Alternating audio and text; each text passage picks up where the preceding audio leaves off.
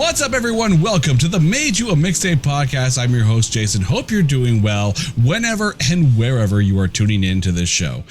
On today's episode, real special guest, country music artist Bree Taylor is in the house and in the hot seat. Bree, welcome to the show. How are you doing today? Thank you. I'm doing great. How are you? Cannot complain. Thank you so much for swinging by. Your new single, Kryptonite, has actually hit number one on the Canadian Indie Country Countdown. Second time that has actually happened for you. How does it feel now that Kryptonite's kind of out there and being heard clearly a lot? Yeah, it feels amazing. Honestly, I just am so amazed that people are so supportive, and I love that they support my music, and that this is the second song that's gone number one. Burning Bridges was my single last summer that went number one, and I believe it was around in middle of October. It hit number one on the indie charts, and it feels amazing to know that people are voting for your song and they love your song and they really enjoy it or connect with it on some level. And as an artist, that's all we can hope for when we're putting music out there, that people resonate with the song and identify on some level and enjoy it, whether it's just liking the song or actually connecting with the lyrics or emotions or the meaning behind it. And yeah, it feels great. As a musician, putting music out there in the middle of a global pandemic, when you can't really kind of get out there and perform the music and get it out there and have it heard live, how has this last year and a half been for you as a musician trying to get your music out there? It's definitely been a challenge. There's been a lot of pivoting on plans. It's definitely delayed my full-length album coming out because I really want to release it when I'm able to tour and promote it properly. So that's something that's really important to me. So that's kind of why we've put that on hold. So it would have been out. Our plans were originally to have it out like spring, summer 2020 or this year, 2021. And then it's just delayed again. But, regardless, I'm a resilient person, and that's what I stand for, is resilience and strength. And that's what I preach to people, no matter what life throws at you, just find a way, keep going, don't give up.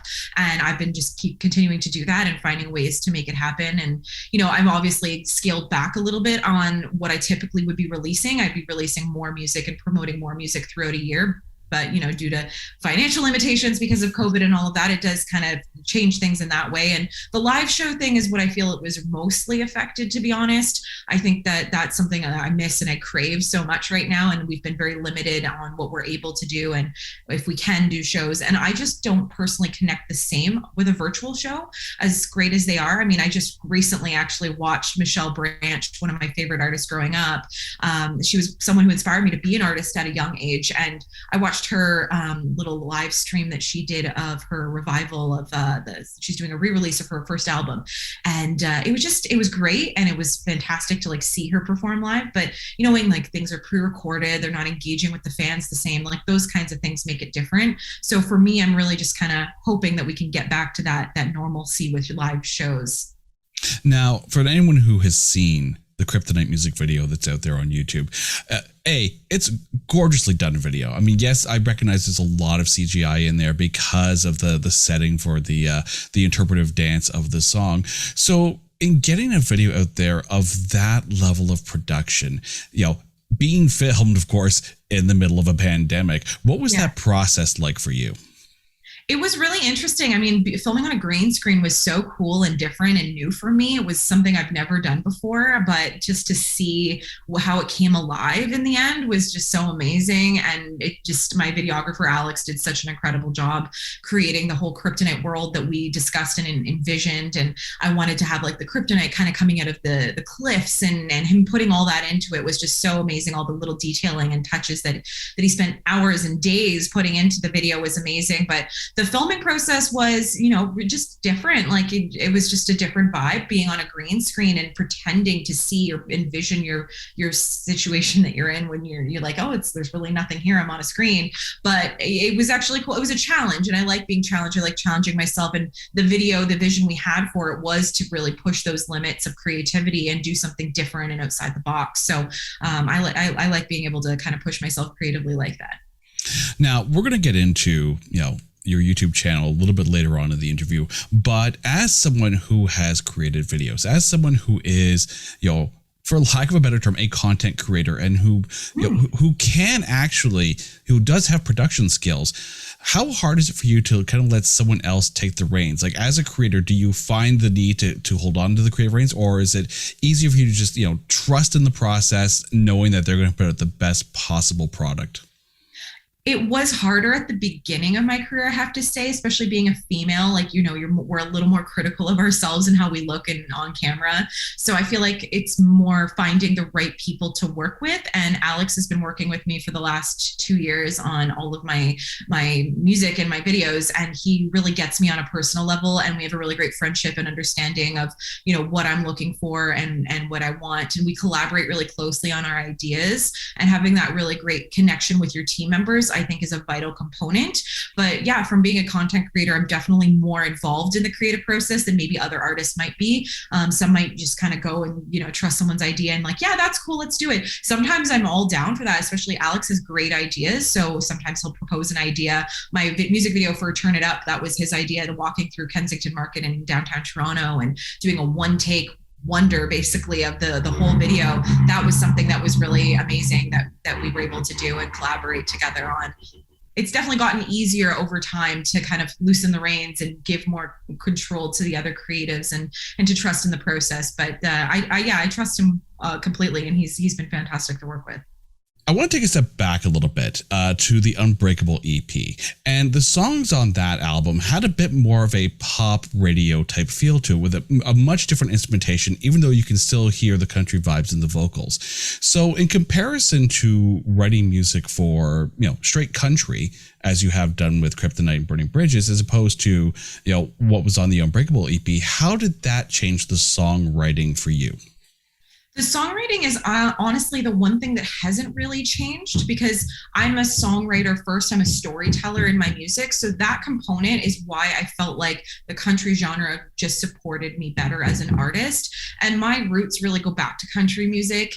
And with the Unbreakable EP, as much as I love and I still resonate with all of that music that I did, I got pulled in that direction just by a producer that I was working with, who at the time had made me feel like I couldn't do a combination with like pop sounds in my country music. And I didn't feel like a traditional country girl. I'm still not. I never claimed to be that, typical country girl that's that girl next door vibe. Like, that's not who I am. So having that little edge to me, and I felt like the pop, I guess, was where I was more suited. But throughout the process, it just didn't feel 100% authentic. And the more I've done, personal growth on myself and becoming more who I am and getting into those roots of who I am and why I became an artist, I just felt like that was an inevitable switch. And I'd already made that decision prior to releasing the Unbreakable EP, but I had to kind of follow through with that project and finish that out. And then, it was from there on, I was like dead set on the country genre. And I just feel like I have something different to offer to country music and to the industry. And I think that it needs something and more artists that are a little bit different and unique and bringing their own unique elements to the genre. And hopefully, I think that's why everyone's been loving my stuff. So I think that's a good sign. When you think about the Canadian country music fan base, and it's always been my experience that, Canadian country music fans are really accepting. Someone does something a little bit on the rockier side or a little bit on the poppier side, then they kind of lean towards the country, and they seem to be fine with it. How was that transition going from, a more pop oriented CD to now country releases and doing that country, eventually, hopefully, the country concert tour circuit? Yeah, so I've definitely been very well received with open arms in the country genre. I have so much support, especially here in Canada. I have honestly more support in the United States. So that's kind of where I feel the direction of my music going is more in the US side of it. But my roots are here in Canada. It's where I'm from, born and raised. So it's definitely been great to have them, accept me into the genre, but also just have the fan support that my fans kind of kept with me through that transition. And I think that's because at the root of it all, my songwriting has not changed. My storytelling is still authentic and still me. And then, the vocals are still me for the most part as well. I've let my twang come out a little bit. And then the music just kind of supports towards that. So I think because it still has that cross genre feel, even with some rock elements, I think it almost diversifies me to a level where I can reach more audiences than just the country fans. I have a friend of mine who's a metal artist and she can't stand country music, but she goes, I love your stuff. So I think I'm doing something right with that. Now, when it comes to those old songs on the Unbreakable EP, have you started to transition them to country instrumentation for when you're out there live? Yeah, we do a couple of them live, and we have kind of interpreted them a little differently. My song "The Feeling," which is one of the songs that people love the most, but we really do play them kind of as closely as possible to the record. But there is a very different, that record does come through very differently live, especially "Broken Dreams." I haven't done that one live in a long time, but when we were doing it live, it was very, very different. And I mean, I feel like the musicians that I hire to back me with as a band, they're so talented, and they always just do some great stuff with like being creative, and I let them have the reins on that. As long as I can follow the tune, I'm good. So whatever they want to bring to the table. And I think my song "What You're Looking For" was my first step into more of that country vibe, and that one resonates more strongly as a country song with my live shows. And but some of them are just very, very pop feel, so they can't really change them too much, but the people enjoy them, and they're a great song and people connect with them. So I still throw them into my sets when I can. Do you think when the time comes to put out a full-length album, some of those songs from Unbreakable are going to find new life in a new instrumentation, maybe in a re-record for the new release? Probably not. I think I've moved forward, and I decided I'd rather focus on new music. I have new stories to tell, and they live as they are, and I love them. I'm proud of them, and they did what they needed to do for me, and they'll always be there. But moving forward, I think my time is better spent investing in new stories to tell through new music.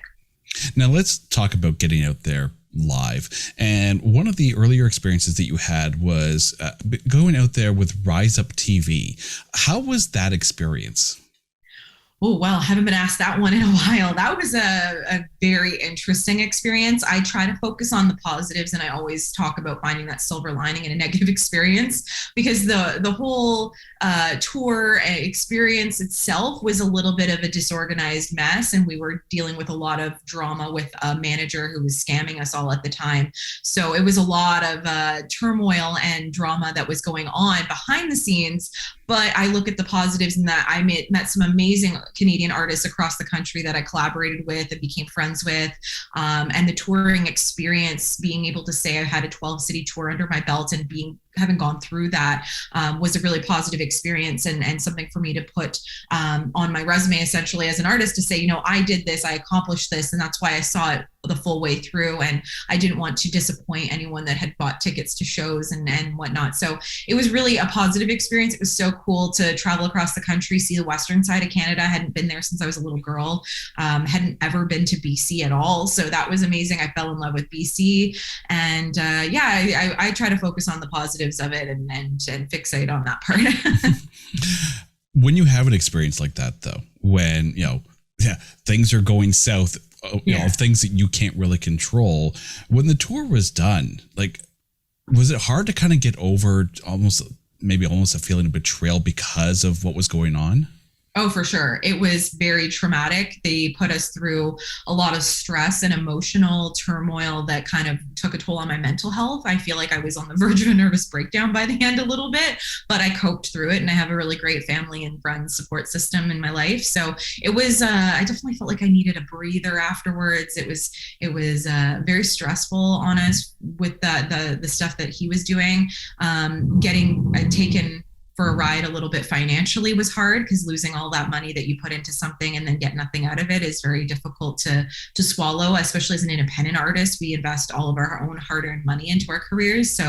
But unfortunately, that wasn't the first and last situation I'd gone through in that scenario. So it was a learning experience overall, and that's kind of how I take it, and I just learn from it and grow. Whenever you have a group of people that are going, have their backs up against the wall or are going through something, of a rough time, Mm-hmm. The group that's all suffering the same thing tend to usually grow together. So do you think that the experience on Rise Up TV helped the artists that were on that tour kind of grow together and bond even stronger because of that? Oh, 100%. Yeah, we definitely made some lifelong friendships through that experience. And it definitely brought us closer together during that time. I mean, obviously, years have have gone by since then, and a lot's transpired in our careers individually. So all of us aren't like necessarily in daily communication with each other, but I definitely made a lot of really great friends and met some talented artists that I hope that I can go back and collaborate with in the future or work on a show again at some point in time. So, yeah, I think any kind of experience like that always brings people together. As restrictions are loosening up, as vaccines are getting into the arms of concert goers and music fans alike, there's going to be the opening of more concerts, more indoor concerts. But for you as an artist, do you have any trepidation or worries about getting back out there, given everything that's happened in the last year and a half and the uncertainties of different variations of the coronavirus? Not at all. I am not worried at all. I'm like fearless. I'm resilient. I'm strong. So I have no fear. I'm anxious, if anything, to get back out there. I haven't had any fear really this whole time. I feel that my faith is very strong, and I just feel very confident that the world is going to be resilient just like I am, and move forward and keep moving on with their lives, and be able to adapt and work together to have a greater kind of be live music venue, and being able to kind of do shows and have a normalcy back. Now, to our listeners, at the time that we are recording this, we are about 2 weeks away from the Mississauga Music Awards, of which you are nominated for emerging artist. So to be recognized by an awards committee like that, how satisfying is that? It's really amazing to have my community supporting me, and the Mississauga Music Awards have been great. I've been nominated for a few things there. I was nominated for a Marty back in June. So it's really great. And to have Kryptonite recognized for Song of the Year is honestly like so amazing. Again, just another little accolade that we can add on there to the song's resume and success. So I'm excited. I mean, it's fierce competition. There's some other artists that have some great music that are up in that same category. So we'll see how it pans out, but just to be nominated and recognized for that definitely means a lot. When it comes to getting out a full album and writing new music for that album, what are the plans? Like, do you have a timeline for when a full-length album will eventually be released? I'm hoping spring next year, but I said that last year and then had to delay it too. So I'm just praying that the universe is going to allow the opportunity for it to finally come together. If anything, it's just going to extend the length of the album. So as I do more music, it'll just add to the album's length of songs that I'm going to have on there. I'm going to have a larger body of work essentially.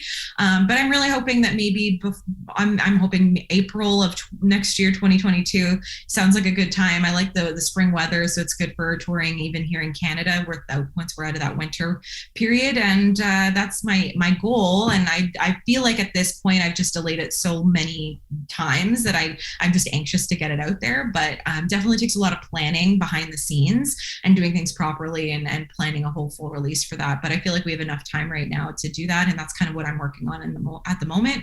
And just fingers crossed it can all happen. One of the more unique things to come out of the music scene throughout all of this is the advent of drive-in concerts, and you had a chance to perform at one of those. So how was that experience? Not necessarily playing to people, but to a bunch of headlights in front of you. Yeah, so I did two actually last summer of 2020. The first one was the Love Revolution Festival. That one was a little bit more laid back because they gave them more space to be able to sit outside of their cars. So we actually got to see faces, which I feel like was the best experience because we still kind of felt like a normalcy of connecting to the fans. And I know the fans really appreciated that. The feedback that we got from that show was amazing. And it was really awesome to be able to do a show in the midst of the earliest kind of times of the pandemic when everything was really shut down and nobody was doing anything. And my friend Susie Corey, who's also a really talented artist, threw that one together so fast and so well and had so much help and like a lot of community and artists backing her to make it happen. So it was really great. And I felt privileged to be on the bill and have that opportunity to be a part of the first one. And then we had Harmonia Fest, which was more of a stricter kind of drive-in setting where the audio went directly into the cars and people were stuck in their vehicles with stricter restrictions for that one, which I heard the feedback was fairly good from the audio side of it for the fans. fans, but then that personable side of it was missing. So the feedback was a little bit more on a different end of that. But overall, just being able to do those shows was really awesome. When it comes to getting back out and playing live, compared to everything that's gone on over the past year and a half, compared to the experience of Rise Up TV, those first shows back with new music out there, how cathartic is that moment on stage for you going to be? Amazing. I can't wait. Like, I did one private show for my grandfather's charity golf tournament this past summer, which was more of just a acoustic set, more laid back. So that was really fun to just be able to have something. But I really thrive with like a full band, and that's where I really can rock out on stage and have a good time and put on my full kind of show. And I haven't had that opportunity yet, but hopefully I will soon. And it's definitely going to be a cathartic experience. I'm definitely going to go all out and be super excited for that moment. I was hoping I would be able to pull something together in this fall, but it's not looking like that's going to be possible. So I'm hoping that next year we can make that happen. Obviously, you put a lot of yourself into the lyrics. You put a lot of yourself out there in your songs. But when you do that, people listen to the song and they kind of take it into, as something that they can relate to, or, own it for themselves. It was a transfership of ownership. Mm-hmm. So have you had that moment where someone has heard one of your songs, listened to your lyrics, and said, oh my God, this made me feel like this because I'm going through this? Oh yeah, so many. These stories galore. Even back to my YouTube days when I first started putting out acoustic little covers, just me and my guitar, like very, very early stages. I remember I had people sending me messages and commenting those kind of things, or saying this got me through this. And more recently with Kryptonite, I've had so many people say that they identify with the song, even in different ways. Where like I was told like, oh, this donut is my kryptonite. Every time I eat this, it's like I can't help my kryptonite. And I'm like, yeah, because the song transfers from more than just a relationship or a person, which was the literal sense that I'd written the song about, but it does transfer to all these different areas that people can identify with it. And then I've had people of different ages say, yeah, I remember that one man, he was my kryptonite back in the day. We were like this, and this was our story. Or I've had people message me even more recently saying like, this, my boyfriend is my kryptonite. It doesn't have to be even in a negative way. It could just be, that person is my love and my weakness, and I can't help myself when I'm around them, whether it's positive or negative. And I love that. I love as an artist that like, this was my story and this was my truth, but people hear it and they interpret it in their own way. And it could be a whole other way than I intended, which is awesome. And it's so cool to have those kinds of feedback sent in.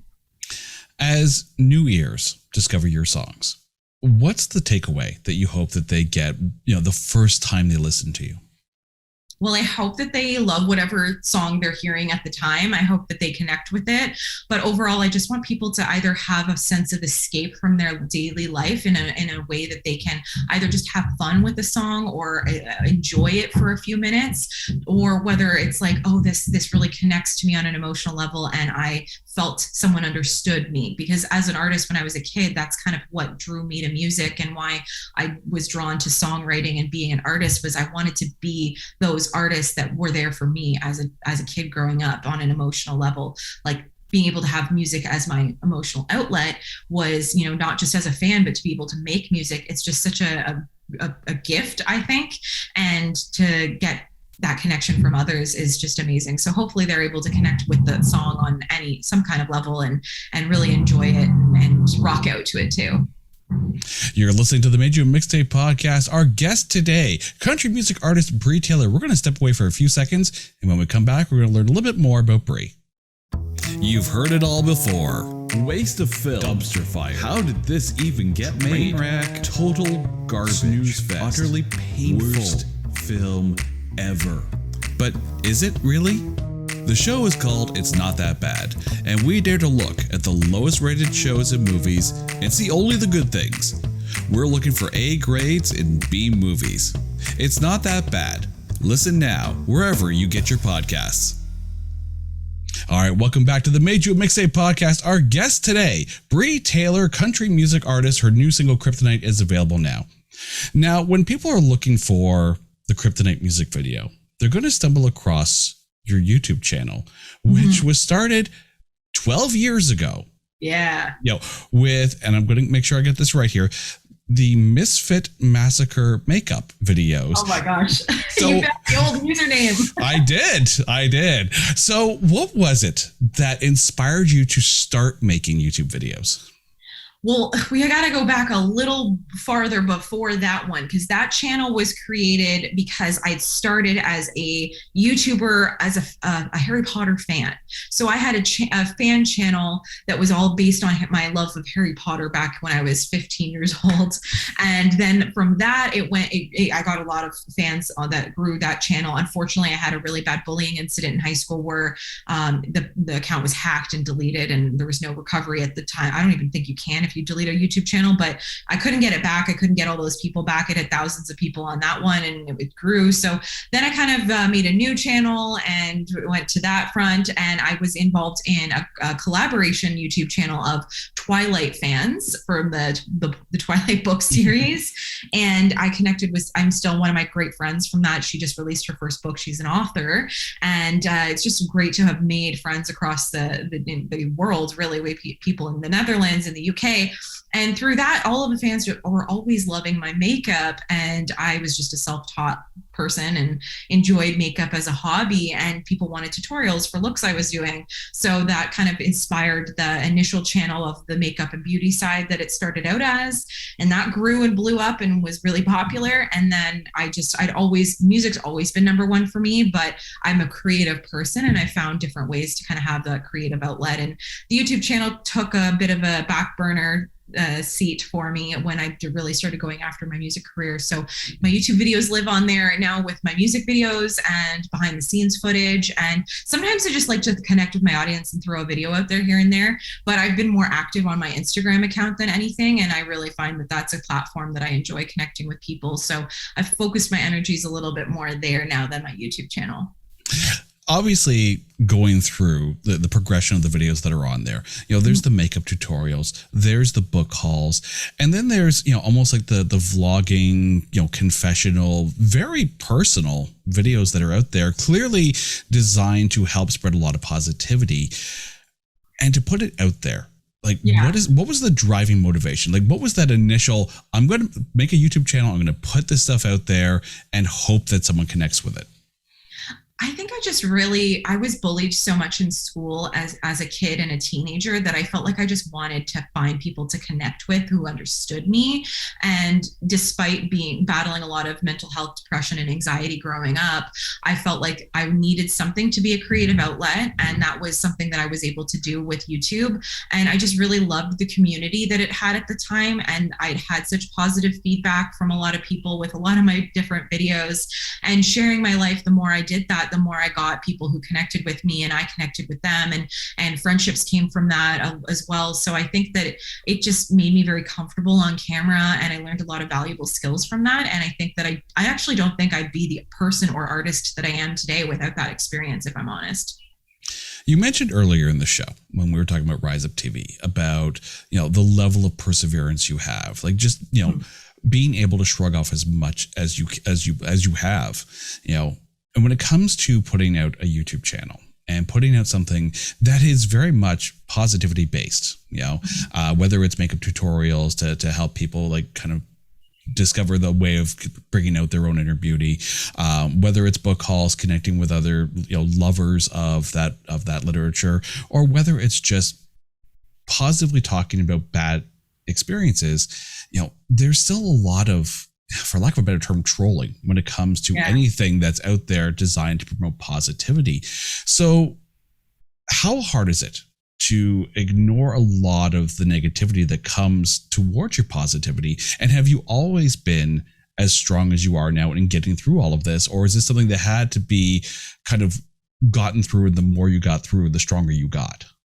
Yeah, I think that it's something that I've had to grow a thick skin through those experiences. And definitely when I was younger and I had like hater comments, I think I saw the tattoo healing video that all I did was follow the instructions that was given to me by the tattoo artist. It was my first ever tattoo, and people loved to comment about how it was wrong, or this is wrong, this isn't right, and all of that. It used to affect me a lot more, especially having been, more of an insecure person. I was being bullied in school, and through those teen years I was putting those videos out there, and and then I would get that, like, I remember when people in school found my channel and made fun of me for it and all that. So I definitely took all that to heart a lot more back then. But again, that's why I feel like it's given me that thicker skin now as an artist, because you're never going to have and please everybody as an artist or a creative. And I learned that at a very young age, and then grew this thick skin that it rolls right off my back now. I really could care less. Like, I really could care less about people that don't like something I have to say, or my personal beliefs or values or decisions, or what I did with my music, or how I did my hair, or whatever that is, because I've gone through so much on a personal level in healing myself and my traumas that I've been through, and grown as an individual. And I know I'm in a whole different place in my life, and I just focus on myself and what I feel, as long as I'm being a good person and I'm not hurting others, and I'm focused on what staying in my own lane, then, I don't really care what other people are doing. I'm not watching what other people are doing or saying. It's like, that's your opinion. You're entitled to it, and good for you. And it bounces right off of me, and we move forward from that, because all I can focus at the end of the day is on me, myself, and being my authentic self. And that's what matters most. It's a very, for lack of a better term, unapologetic, look at, way of being, which of course leads us to the Unapologetically Brie podcast.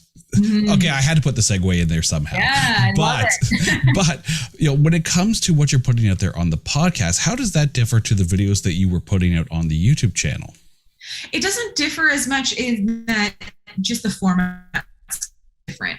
I instead decided to start putting a podcast out there and talk about those topics in an audio format, versus sitting in front of a camera and then having to sit down and edit for hours of video of me physically sitting there talking about something that normally I could just do on the podcast. So it just was another platform and way to connect with my audience in a different way that allowed me to have the time to do it, because it takes a lot more time to edit a YouTube video than it does to edit a podcast, at least on my end, or in my opinion of how I do things. So for me, it worked out. But I love the podcast so much, and I've been trying to get back. I have so many episodes that I'm ready to drop.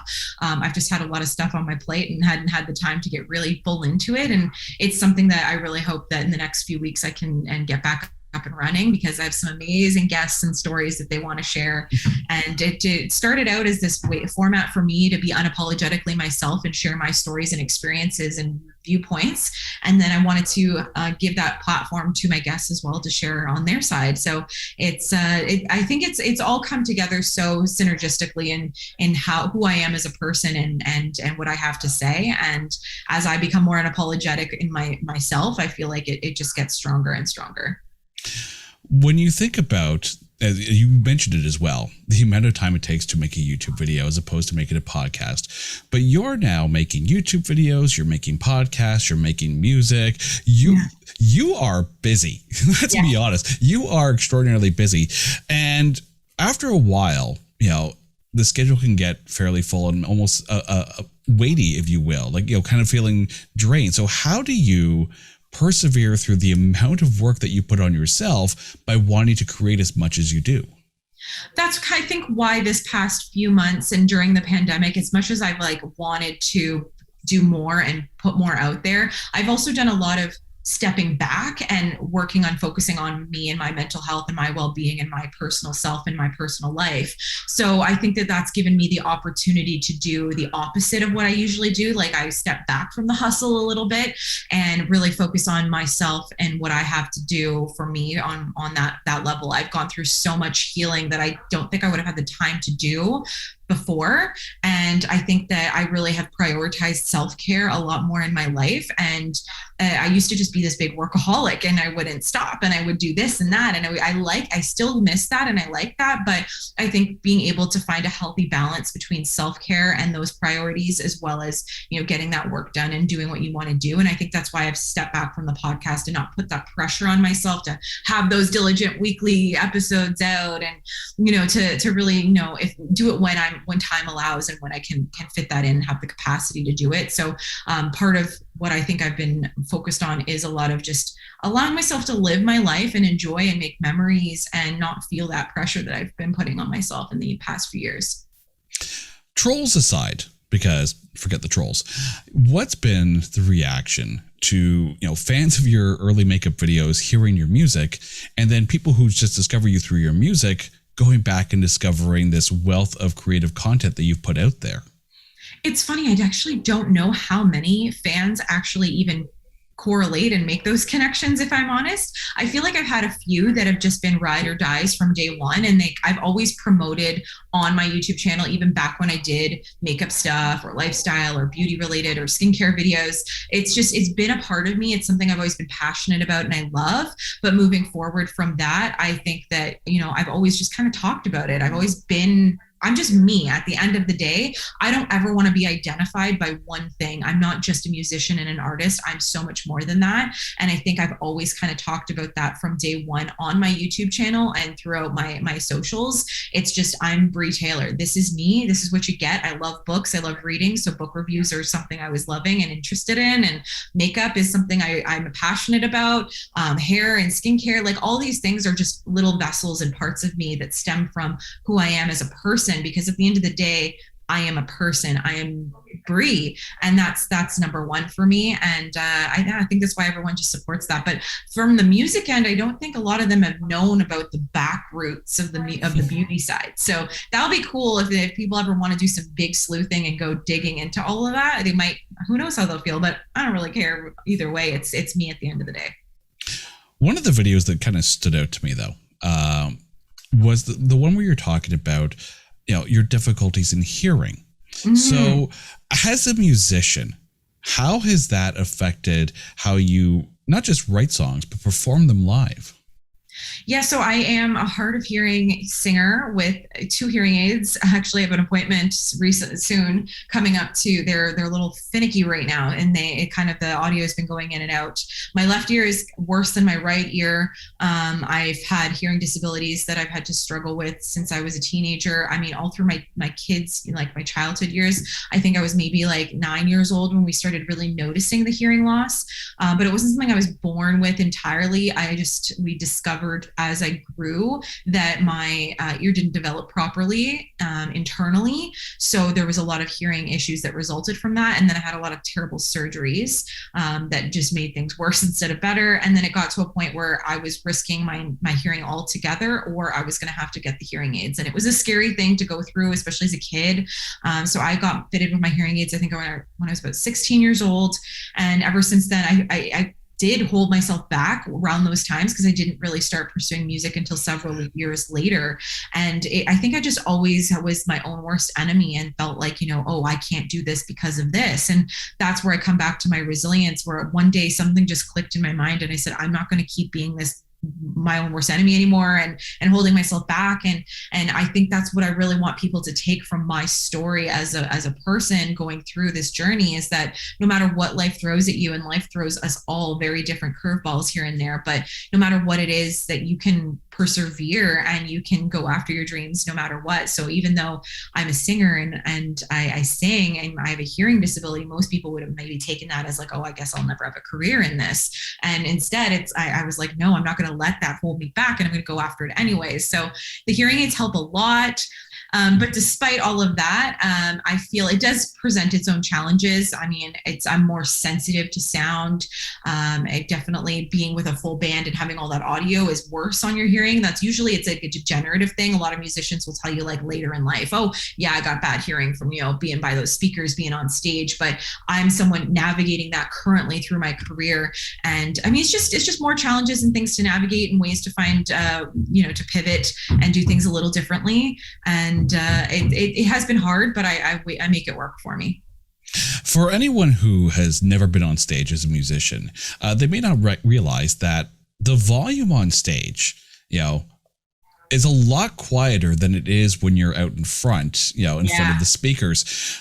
As someone who has hearing difficulties, who is hard of hearing, how cognizant are you of the sound on stage, of the monitors? Do you use in-ears? And the musicians that you bring out with you, how much do you ask them to turn it down on stage just to help you? Well, it definitely comes to a really great audio guy at the venue or the show that you're performing at. Sometimes you have to be your own audio person, but we do a lot of sound checking to make sure that all the audio levels are good. And the guys are always so amazing to like check in with me and make sure that I'm okay and I'm hearing everything all right. It does provide challenges, especially earlier on in my career when I first started working with the band. I had to really, I hear things a little differently, or my timing might be a little more off at times. Like it was like learning to get that stage presence and convert my in studio experience to a live setting. So it was more of a struggle at the beginning, I would have to say, but we've learned to work with it, and I've learned how to deal with that. In-ears, I don't have them yet. They will definitely be a lot more helpful, but because of my hearing aids, it's like I need a special kind and they're way more expensive. So something that still I haven't pursued yet, but definitely want to get more of that, because that will definitely make a huge difference and help me out. And it's a challenge, but it's definitely something that people don't really realize that when you're on that stage, the sound is completely different than what you're hearing as an audience member. It's just having those sound checks and adapting and having a good sound person who you can work with and communicate with to stay on that same page. You talked about being bullied through high school. When you started your YouTube channel, dealing with a lot of kind of on the rise up tour. So when people are going through tough times, they tend to lean on certain things. And a lot of times they'll lean on music. So was there ever any time where you found yourself leaning towards someone's music to help you get through the times when you were, either being bullied or just feeling down in general? Oh, for sure. Music's always been like my crutch that I turn to when I need like a friend, for like lack of better words. Music has been a friend. It's been a presence in my life. Like when I was bullied in elementary and I was this little girl and I was picked on in the schoolyard. And it's funny. I recently drove by my old elementary school and I got really emotional because I remember I was like, oh, that portable there. I remember crying with my Walkman behind that portable. I remember going for walks in this neighborhood in the rain with my Walkman, listening to my music. Like those were things I did as an emotional outlet to deal with my emotions at the time and what I was going through. And definitely there's so many artists, like different genres. I have a very diverse musical background on what I listen to. I've listened to metal and rock, pop, country. I've listened to it all, really. So some artists that were like my go-tos. I was a big Hilary Duff fan. Michelle Branch, I know we talked about her earlier. I listened to her quite a bit. Kelly Clarkson was a really like a cathartic kind of artist for me to listen to. Shania Twain is like a very nostalgic artist for me. And I listened to a lot of like metal and rock music, like Paramore and Red Jumpsuit Apparatus. And there's so many cool bands that I really connected with and I've always kind of turned to. And then was there any artist that was almost the catalyst for you making the leap from being a lover of music to a creator of music? Yeah, I think between Michelle Branch and Hilary Duff, I'd have to say the two of them. I remember meeting her, Hilary Duff, at just outside of a Walmart that was promoting when she did the Lizzie McGuire movie.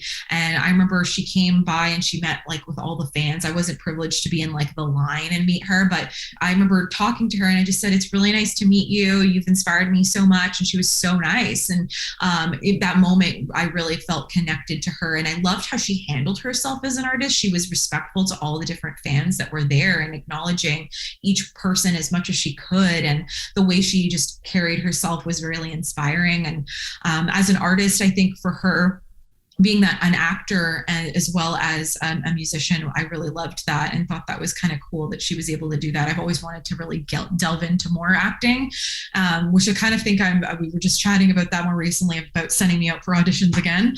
But it's something that, music's always number one for me because of my background as a storyteller and being that artist. But Michelle Branch, I think was more of the artist side because I picked up the guitar because of her. I remember when her song Everywhere came out, that was one of my favorite songs. And she just really inspired me. And there's just, so many people like Christina Aguilera too, like her vocals being a powerhouse.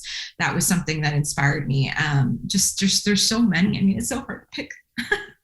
That, of course, leads us to the big question of the podcast. So, Bree, if you had to introduce yourself to a total stranger, but instead of saying, hi, I'm Bree, I rock, you hand them a mixtape. And on that tape are songs that tell the story of you. What songs are on that tape and why are those songs there? So it definitely would include Everywhere by Michelle Branch, because that was a song that I connected to as a young girl, and that really inspired me to pick up guitar and be an artist. I have to say too, Breakaway by Kelly Clarkson. I felt, because I think a lot of the bullying I went through as a kid, all I wanted to do was escape and break away. And that song I did a cover of actually when I was 16. So I'd say Breakaway by Kelly Clarkson. And then another song that really inspired me was Someone's Watching Over Me by Hilary Duff from her movie Raise Your Voice. That movie was super inspiring to me. And that song is one of the songs that I first ever sang at my vocal recital as a little girl. So that's a really meaningful song for me. It really pushed me in the direction of, not being afraid to get up on stage and battling those fears that I was having, because I had a lot of stage fright at a young age. And then I would probably say Teardrops on My Guitar by Taylor Swift. I think that was just an epic record, and I got more in love with the country genre through that. I mean, obviously I grew up on all the Shania stuff. And then a song that I would really, out of all the Shania songs that I would pick, would probably be her song Up, because it's a very positive song about like, we can only go up from here. And I think that's a good turning point in my life and my career to show like kind of the other side, the less emotional part of me growing up.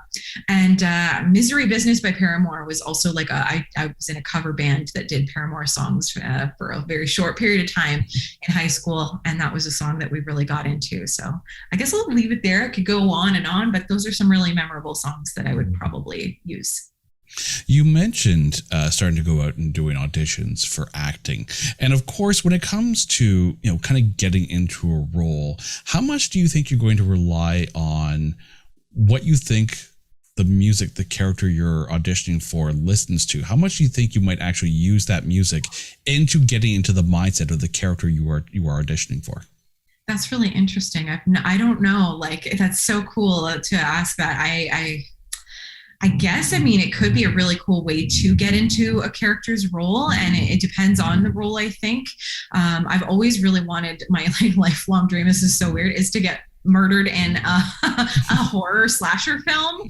I love the horror movie genre, and I love Halloween, and that's kind of like part of that. So I think I would really thrive doing a really twisted role, and I think that they'd listen to a lot more like metal and rock and some of that stuff. So yeah, it would be cool to kind of really create a backstory on a character and get into that.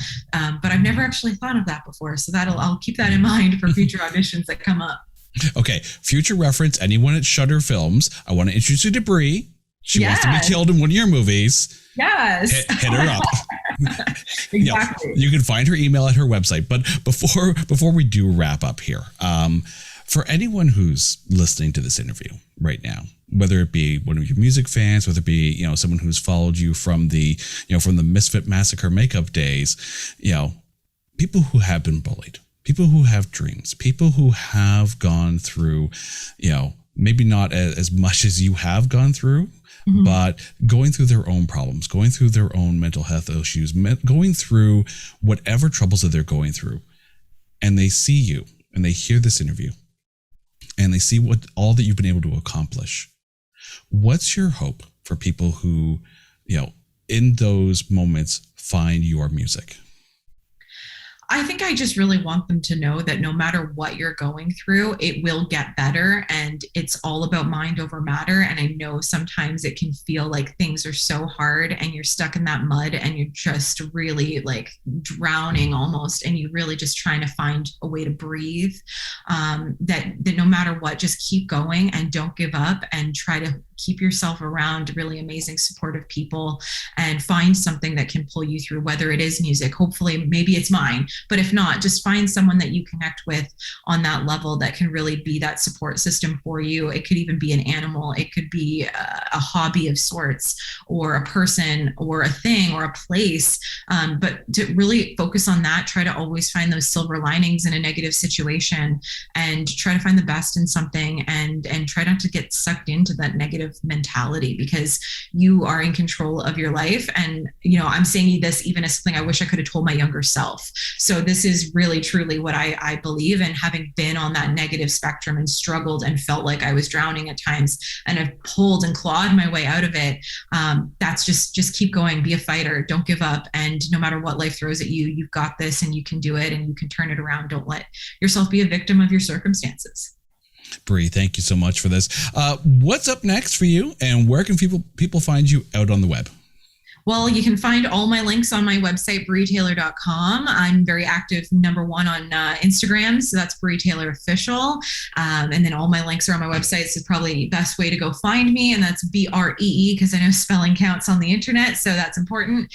So yeah, that's a great place. And then moving forward, I think I'm just, planning for next year, hopefully going to be able to get that album out there. Hopefully I'm going to be able to do some shows and tour again next year. I really want to come out to the United States and do some shows next year as well, and plan some touring out there. So that's kind of what I'm working on. And for now, we're just riding through Kryptonite and the highs and the accomplishments it's had. And I was hoping to have something out for Christmas, a special Christmas song, but I think that's going to get pushed to next year. So next Christmas, you guys can get excited for that. But yeah, we're just pivoting and working on plans for next year right now. Bree, thank you so much for this. All the best, all the success to you. And to our listeners, thank you for listening to this edition of the Made You a Mixtape podcast. Now, if you're listening to us on an audio streaming service, you can watch this entire interview over on YouTube. But if you're watching this on YouTube right now, you can actually download this whole episode on the go, get in all the inspiration that is Bree Taylor, and listen to us whenever and wherever you like. This has been the Made You a Mixtape podcast. I'm your host, Jason. We'll catch you next time. Take care.